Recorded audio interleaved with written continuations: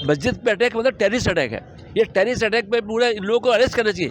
ये जितने लोग हैं, जिसने उकसाया, जिसने माहौल ख़राब किया, जो सबको लेकर आया, इन सारे के सारे लोगों को पकड़ना चाहिए पुलिस को, और इस सबको ऐसी सज़ा देनी चाहिए कि इबरत होना चाहिए। पूरे न मस्जिद न मंदिर, किसी भी इबादत गाह पे अटैक नहीं होना चाहिए।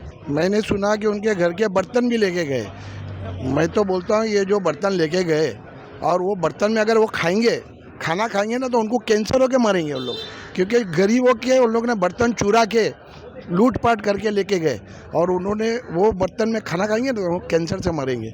मैं उद्धव ठाकरे से भी बोलूँगा कि भाई आप क्या कर रहे हो, शरद पवार जी से बोलूँगा आप क्या कर रहे हो, राहुल गांधी से बोलूँगा आप क्या कर रहे हैं। ये मतलब ये आप लोगों को वोट देने का नतीजा है।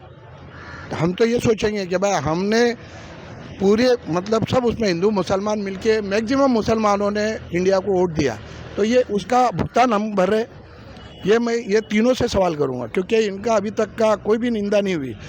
मैं इनको ये बोलना चाहता हूँ, आप निंदा तो करो, जो गलत है वो गलत तो बोलो, जो अनधिकृत है वो अनधिकृत है, उसको तोड़ना ही चाहिए, लेकिन कानून से तोड़ेंगे, जंगल राज से तोड़ेंगे। इनके हाथों पे काली पट्टी दिख रही है, इन्हीं से जानेंगे कि आखिर ये काली पट्टी बांध करके आप लोगों ने नमाज क्यों अदा की।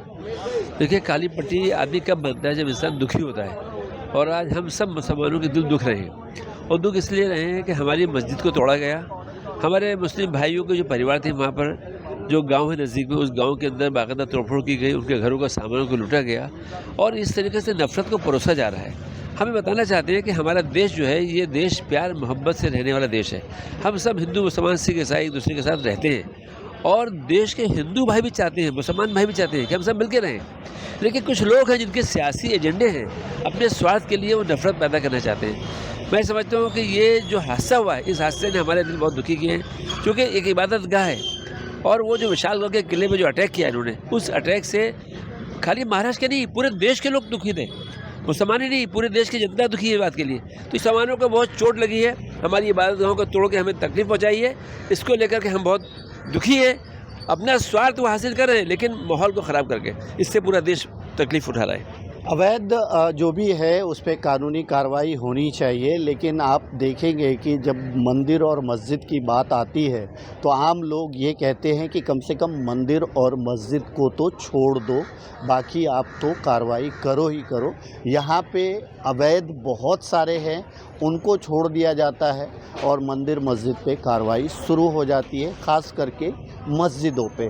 क्या कहेंगे साथ जी आप? ये जैसा कि आप देख रहे हैं, उस अटैक के बाद में कई मुसलमान जो है सर पे काली पट्टी, हाथ पे काली पट्टी बांधकर इजहार कर रहे हैं अपने गम का।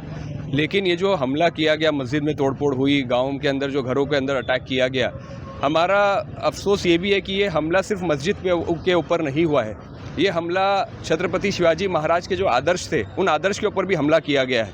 और जो लॉ एंड ऑर्डर का जो विश्वास था लोगों का, वो लॉ एंड ऑर्डर के विश्वास के ऊपर भी हमला किया गया है कि कोर्ट के स्टे ऑर्डर आने के बावजूद भी कुछ गुंडे जो हैं, वो जिसकी भी बैकिंग हो, कुछ गुंडे जो है मस्जिद के अंदर घुस भी सकते हैं, तोड़फोड़ भी कर सकते हैं, गांव में मकानात भी लूट सकते हैं। तो ये जो दिखाया जा रहा है, अगर इसके खिलाफ सरकार सख्त कार्रवाई नहीं करती है, मेरा तो ये मानना है कि पॉलिटिकल पार्टी किसी की भी हो, सरकार बनने के बाद गवर्नमेंट सबकी होती है, अकाउंटेबिलिटी उनके ऊपर सबकी आती है। तो सरकार बनने के बाद में जो लोग सरकार में बैठे हैं, अगर वो इन लोगों के खिलाफ सख्त कार्रवाई नहीं करते हैं, तो माशरे के, समाज के एक बहुत बड़े तबके का विश्वास जो है वो खो देंगे।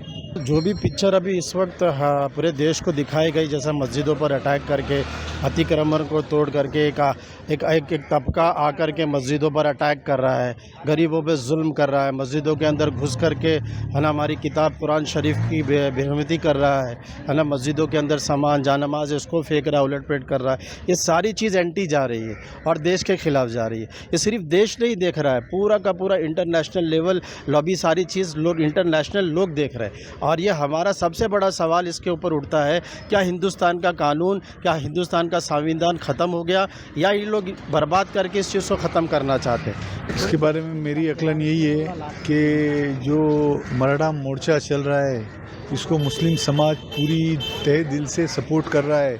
उसको माइंड डाइवर्ट करने के लिए ये इनकी एक आरएसएस वालों की और बीजेपी वालों की ये रणनीति है कि कहीं ना कहीं माइंड डाइवर्ट। आज हम सोशल मीडिया पे देखा जा रहा है कि मुसलमान हर दूसरे बहुजनों के साथ हर कंधे से कंधा मिला के हम उनके इत्तेहाद का मिसाल बता रहे कि हम तुम्हारे साथ है, हर जगह पे तुम जहाँ पे नाइंसाफ़ी हो रही तुम्हारे साथ उसके लिए हम लोग खड़े हैं तुम्हारे लिए। तो ये इसकी यही मेरा आकलन यही है कि जो हमारी भाईचारगी है ना उसको डिमोलिश करने के इन लोग की आरएसएस वालों की षड्यंत्र हो रही है। क्योंकि जो विशालगढ़ फोर्ट में कोल्हापुर में जो हुआ है ये बहुत ही निंदनीय और शर्मनाक हरकत है। अगर वहाँ पे आप लोगों को ऐसा लगता है कि कुछ इंक्लूजन हुआ है तो उसके लिए शासन प्रशासन है, आपको उसका दरवाज़ा खटखटाना चाहिए। आप लोग कानून को हाथ में लेके किसी भी खानका को, दरगाहों को, मस्जिदों को इस तरीके से शहीद नहीं कर सकते। भारत का संविधान जो बाबा साहब अम्बेडकर ने बनाया है, आप उसकी धज्जियाँ नहीं उड़ा सकते। मैं आपको इतिहास की रोशनी में लेके जाना चाहता हूँ। ये बात कोई 4-5 दिन की नहीं है, ये 1639 की बात है जब शिवाजी महाराज ने स्वराज की स्थापना की थी। तो उनके साथ काफ़ी मुहाफिज मुसलमान थे, उन्हीं में से कुछ लोगों को उन्होंने विशालगढ़ फोर्ट में कुछ जागीर या कुछ घर मकान दिए थे। उस टाइम अगर वो 20-25 थे तो आज 400 साल का इतिहास है, तो वो 40-50 मकान नहीं रहते हुए 1000-1200 हो गए, वो जाहिर सी बात है। सेम इसी की एक और मैं मिसाल देना चाहता हूँ।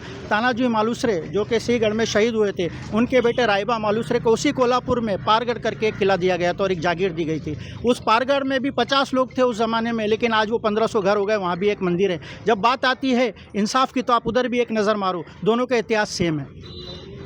दूसरी दोस्तों ये एक इसको हम प्रोटेस्ट नहीं कहेंगे, ये बहुत सारे मुस्लिम ने मस्जिद में नमाज पढ़ी और कहीं ना कहीं एक शोक व्यक्त किया, दुख व्यक्त किया काली पट्टी बांध करके, और ये सवाल खड़ा किया कि इनक्रोचमेंट पे कार्रवाई लॉ एंड ऑर्डर के ज़रिए होगी या फिर इनक्रोचमेंट पे कार्रवाई गुंडे, मवाली या असामाजिक तत्वों के द्वारा होगी।